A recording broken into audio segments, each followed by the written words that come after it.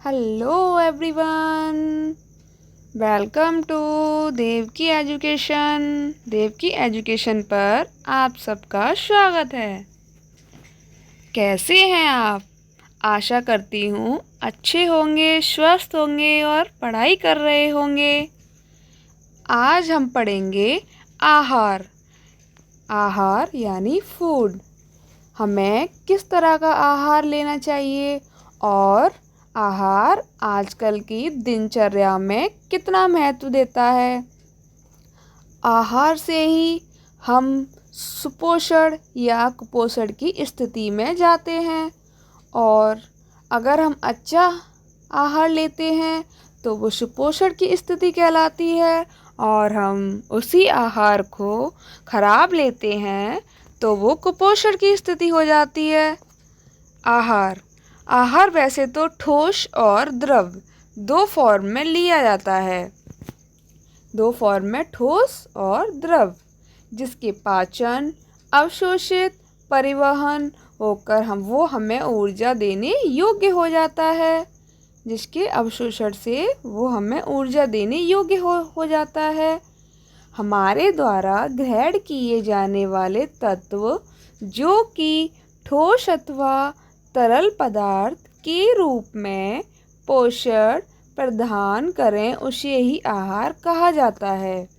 हमारे द्वारा जो भी हम ग्रहण करते हैं तत्व, या वो ठोस हो या फिर तरल पदार्थ हो, वो जिनसे हमें जो भी पोषण मिलता है उसे ही हम आहार कहते हैं। दूसरे शब्दों में, भोजन वह ठोस या द्रव पदार्थ है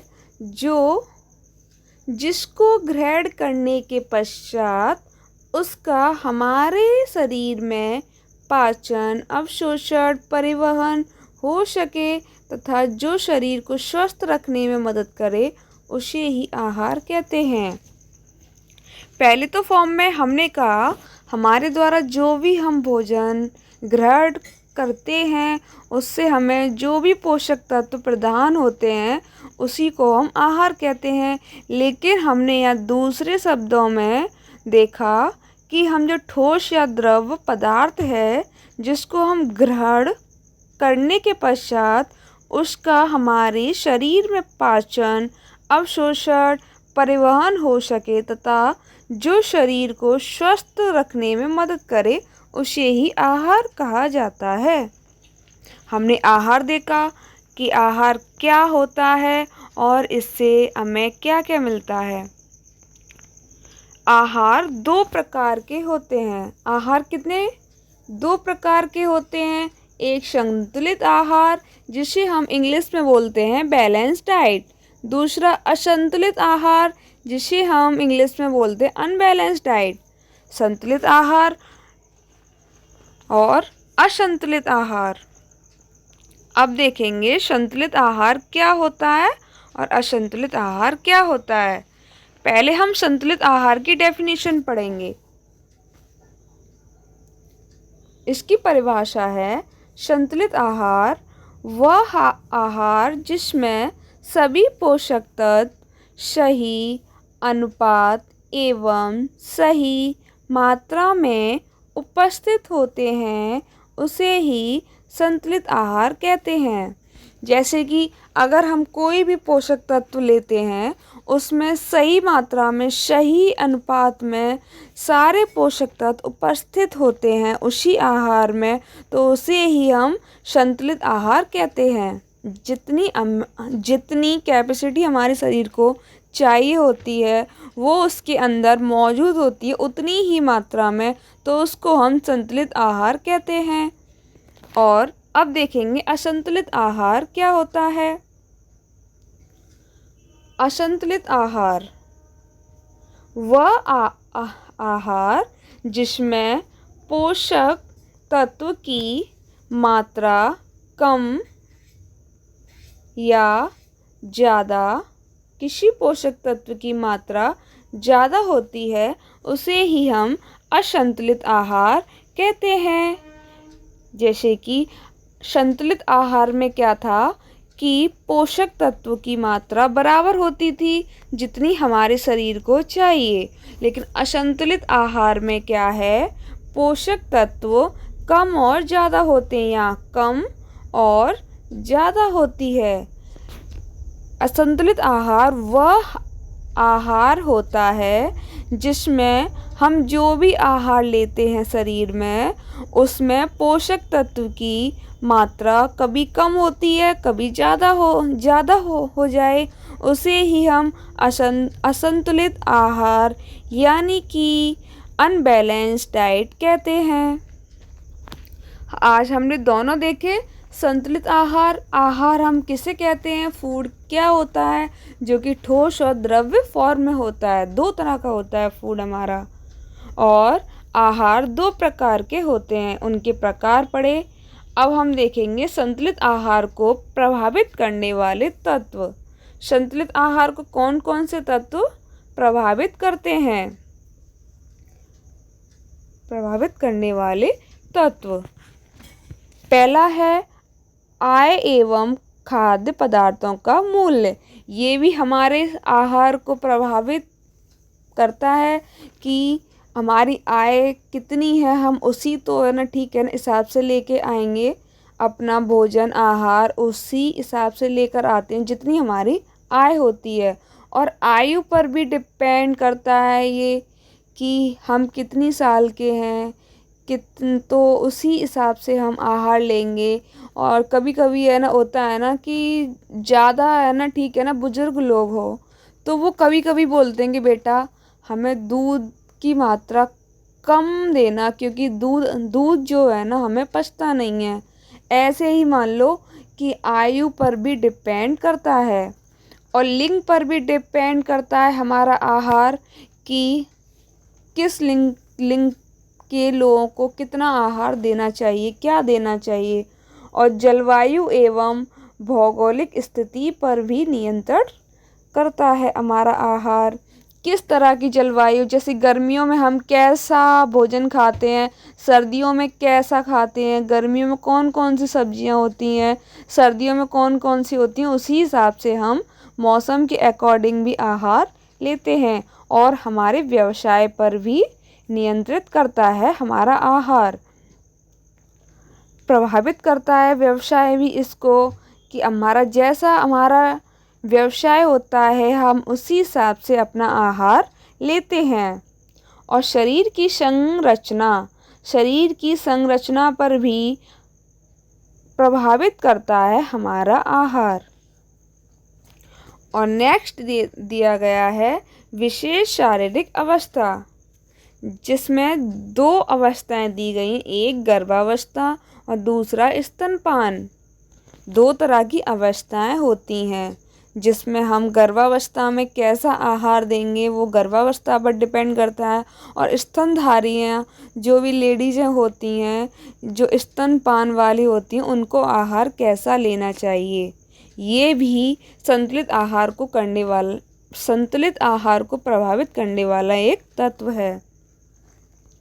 अब हम देखेंगे भोज्य समूह का वर्गीकरण। एक नज़र हम इस पे भी डाल लेंगे, भोज्य समूह का वर्गीकरण, जो कि हमारे सिलेबस में दिया गया है। भोज्य समूह का वर्गीकरण, भोज्य समूह का वर्गीकरण। पहला वर्गीकरण है, एक सेकेंड, भोज्य समूहों का वर्गीकरण। भोज्य पदार्थों का वर्गीकरण विभिन्न प्रकार से अलग अलग समूहों में किया गया है।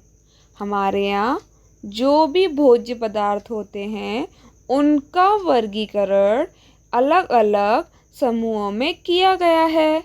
अमेरिका के नेशनल रिसर्च काउंसिल ने भोज्य पदार्थों को आधारभूत 7 समूहों में बांटा है, जिसे आधारीय या भौगोलिक भोज्य समूह कहा जाता है।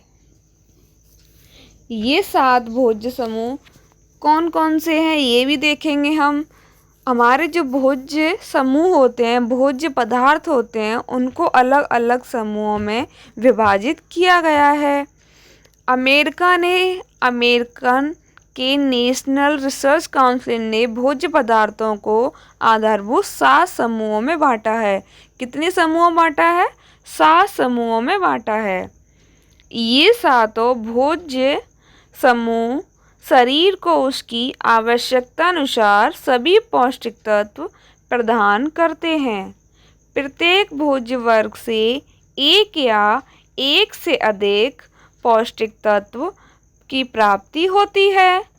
आहार योजना बनाते समय इन समूहों से सहायता लेकर विभिन्न आयु वर्गों के लिए आहार तालिका तैयार की जा सकती है।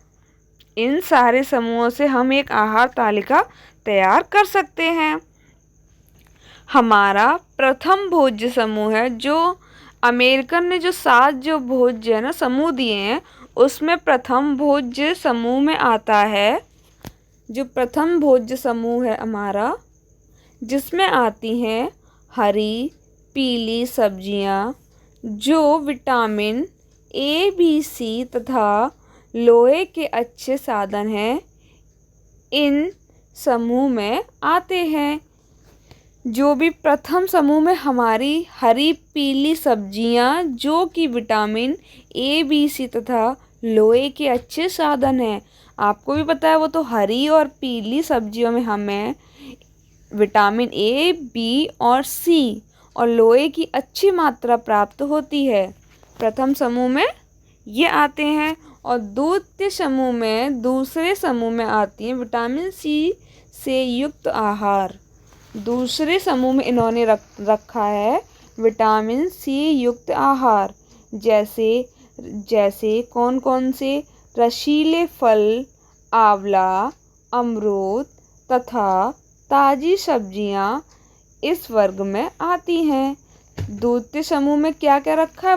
विटामिन सी से युक्त आहार, जैसे कि रसीले फल हुए, आंवला हुआ, अमरूद हुआ, ताज़ी सब्जियां हुई, ये सब हमारे सेकंड समूह में आते हैं।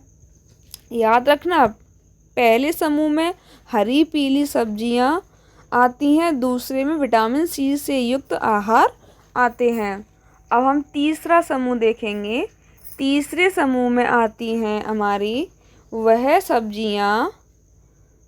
सब्जियां एवं फल को जो प्रथम एवं द्वितीय समूह में नहीं आते हैं, जो पहले और दूसरे वाले समूह में नहीं आते हैं, वो तीसरे समूह में आते हैं। तृतीय समूह में आते हैं, जैसे सेब, खरबूजा, केला, लीची, फालसे, बैगन, करेला, खीरा, ककड़ी आदि। ये सब हमारे कौन से वाले समूह में आते हैं? तीसरे समूह में आते हैं। जो पहले और दूसरे समूह में ना आए, वो तीसरे समूह में आते हैं। ठीक। और चौथे समूह में क्या क्या आता है? इस वर्ग में दूध एवं दूध से बने भोज्य पदार्थ आते हैं। चौथे वाले समूह में क्या क्या आता है? दूध और दूध से जो भी पदार्थ बनते हैं, जैसे पनीर हुआ, दही हुआ, और जो भी दूध से बनते पदार्थ, वो सारे चौथे वाले समूह में आते हैं। अब हम देखेंगे पांचवा समूह। पांचवें समूह में क्या क्या आता है? पांचवें समूह में आते हैं प्रोटीन के उत्तम साधन। पांचवा समूह प्रोटीन के उत्तम साधन, मांस, अंडे, दालें, मेवे इस समूह में आते हैं। पांचवें समूह में हमारे आते हैं प्रोटीन के उत्तम साधन। कौन कौन से हैं? वो सारे पांचवें समूह में आते हैं, जैसे कि मांस हुआ, अंडा हुआ, दालें हुई, मेवे इस समूह में आते हैं। और छठवें समूह में क्या क्या आता है हमारा? कार्बोज के अच्छे साधन, जैसे अनाज, ब्रेड, चावल आदि इस समूह में आते हैं। छठवीं समूह में इन्होंने रखा है कार्बोज के जो भी अच्छे साधन हैं, जैसे कि ब्रेड, चावल, अनाज आदि। और रह गया अब सातवां समूह, लास्ट समूह में क्या क्या दिया है। चर्बी युक्त भोज्य पदार्थ, मक्खन, घी, तेल आदि इस समूह में आते हैं। सातवें समूह में रखा है जो भी चर्बी युक्त भोज्य पदार्थ होते हैं, जैसे कि मक्खन हुआ, तेल हुआ, घी हुआ, इस तरह के भोज्य पदार्थ जो भी होते हैं वो सातवें समूह में आते हैं हमारे। हमने अपने समूह देखे, अब हम देखेंगे भोज्य समूह का वर्गीकरण। फर्स्ट, अनाज एवं अन्य पदार्थ। जो भी अनाज एवं अन्य पदार्थ होते हैं जैसे कि चावल, गेहूँ, मक्का, जौ, बाजरा, रागी आदि, ये जो भी हमारे पदार्थ होते हैं इनके अंदर क्या क्या उपस्थित पौष्टिक तत्व होते हैं ये भी देखेंगे हम।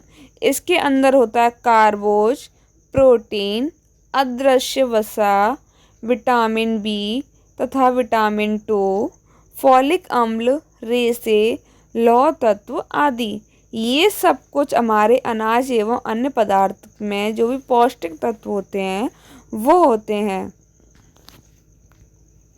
दूसरा है हमारा सभी प्रकार की दालें। दूसरे वर्गीकरण में आती हैं सभी प्रकार की दालें। जैसे कि कौन कौन सी दालें हुई, मसूर, मूंग, चना, अरहर, मटर, राजमा, सोयाबीन, उड़द, सभी फलियां आदि। जो भी दालें होती हैं वो दूसरे वर्गीकरण में रखी हैं जिसके अंदर पौष्टिक तत्व पाए जाते हैं। प्रोटीन हो गया हमारा, कार्बोज हो गई, अदृश्य वसा हो गई, विटामिन B1 तथा B2 हो गया, फॉलिक अम्ल, कैल्शियम, लौह तत्व आदि। दालों में हमारा कैल्शियम भी पाया जाता है।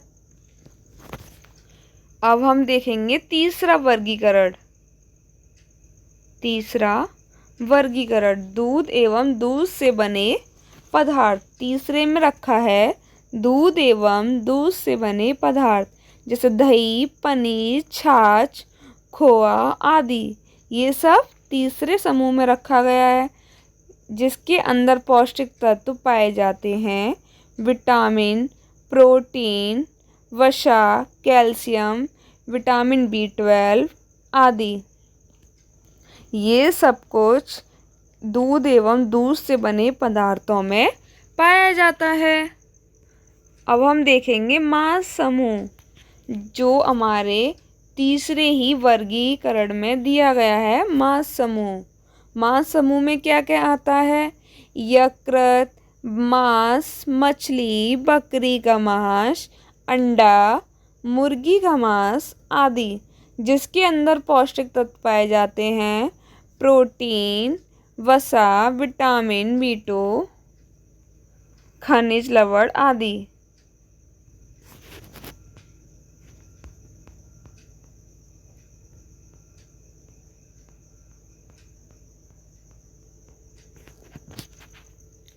प्रोटीन जिसके अंदर पौष्टिक तत्व पाए जाते हैं मांस के अंदर, प्रोटीन, वसा, विटामिन B2, खनिज लवण आदि। ये सब हमें याद करना है। ये सब एक क्वेश्चन के थ्रू पूछ लिया जाता है कभी कभी क्वेश्चंस में। ये सब बारीकी चीज़ें हैं। डाइट थोड़ा है। अब चौथा वर्गीकरण है हमारा, पहले दिया गया है फल में आम, अमरूद, केला, पपीते, सेब, लीची, संतरा, नींबू, अंगूर, अनानास आदि।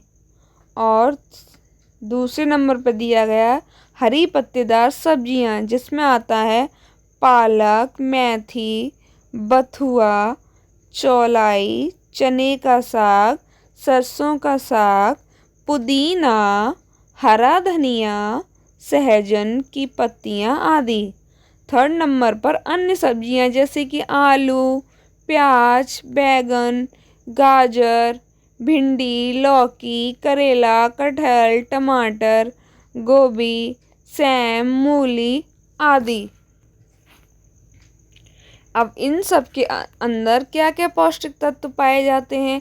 कैरोटीन हुआ, विटामिन ए तथा सी, विटामिन ए, सी तथा अन्य विटामिन भी पाई जाती हैं।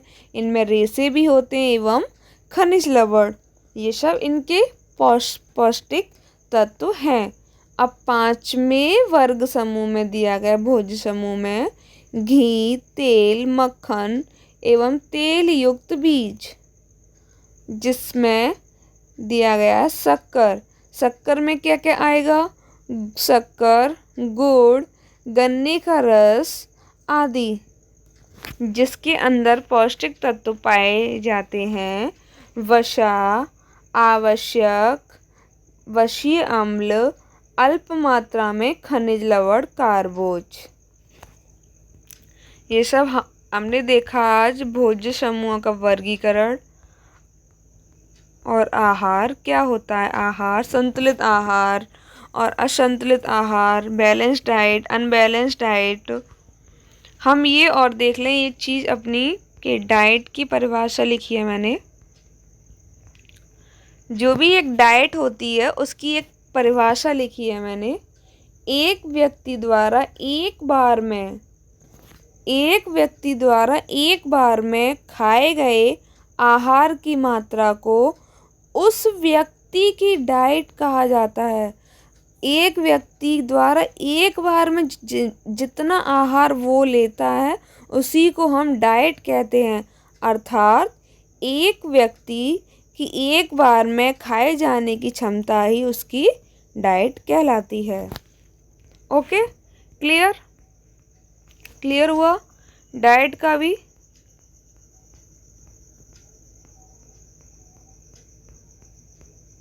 अगर आप चाहते हो तो इस पीडीएफ को कहीं ना कहीं अपनी नोटबुक पर, जैसे मैंने नोट किया है वैसे आप भी अपनी नोटबुक पर नोट डाउन करके लिख सकते हो। और अगर आप चाहते हो कि एक पीडीएफ फॉर्म में मिल जाए तो मैं इसका लिंक डाल दूँगी, जिससे आपको एक पीडीएफ फॉर्म में ना मिल जाएगी टेलीग्राम चैनल पर जाकर। वहाँ से आप इसको एक पीडीएफ फॉर्म में डाउनलोड भी कर सकते हो और प्रिंट आउट भी निकलवा सकते हो इसका। हमने स्टार्टिंग से जो भी पोषण की क्लासेस ली थी वो क्लियर हुई। अब हम कल नेक्स्ट टॉपिक कहना पड़ेंगे अपना, जो भी हमारा नेक्स्ट टॉपिक होगा उसको कल देखेंगे, कवर अप करेंगे उसे भी अच्छे से। और आप प्लीज़ फीडबैक तो कम से कम दिया करो, जिससे कि मुझे लगे कि बच्चों को अच्छा लगा कि नहीं लगा। फीडबैक नहीं दोगे तो मुझे कैसे पता चलेगा कि आप लोगों को समझ में आया कि नहीं आया। एक बात और है, आपको कोई भी अपने हैंड रिटन नोट्स की पीडीएफ कभी नहीं देगा और अपने खुद के फ्री में नोट्स कभी नहीं देगा। ध्यान रखना, अगर हम आपको अपनी कोई चीज़ दे रहे हैं फ्री में तो इसका मतलब ये नहीं है कि वो बिल्कुल बेकार है।